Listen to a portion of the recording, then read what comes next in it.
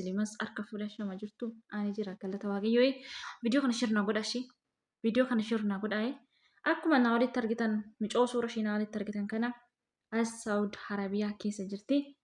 rakkoo cimaa keessan jira yaa Oromoo koo lubbuu koo na oshadhaadha nan hojjadhaa nan jijjiiramaa haadha koo hiyyeettiin gammachiisedhe biyyaa bee lubbuun koo du'aa fi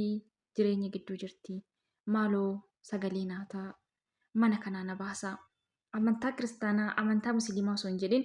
mana kanaa na baasaa jettee bu'aa jirti maarree Oromoo koo sheerii qofa malee maaloo irraa barbaanne sheer godhaatee akka micoo kana mana sanii baasu naa taasisu isiniin jedha imbaasitti dabaladhee tananii maaloo duufanii rakkoo cimaa keessan jira warran biroo jedhu wajjin waliin gallee dararaa hedduun irra gaa jira jedhee dubbannaanii of ajjeesuu dandeessaa jasa dabarteetta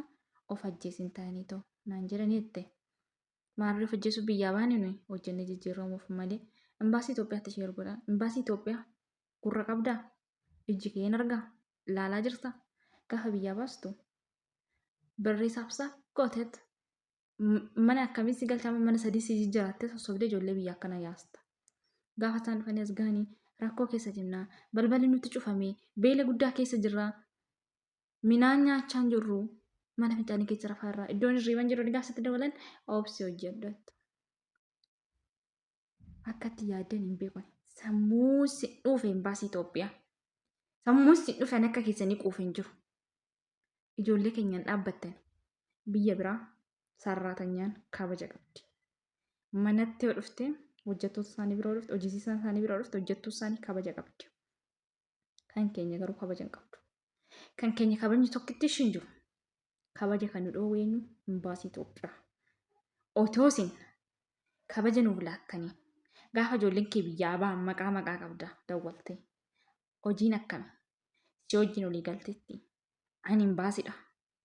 akkam ishiin jettee gaafatte isaanis soraatu biyyaa dawwalanii nu gaafatan jedhanis soraatu kunoo imbaasii ishiitu ishiin beeku maal jechuudha imbaasiin dawwaleetoo of ajjeesi maateessaa of ajjeesi jasadi guutuu of ajjeesi imbaasiin namaan jiru maal jechuudha akkamitti of ajjeesti hojii dhufte miti maaf of ajjeesti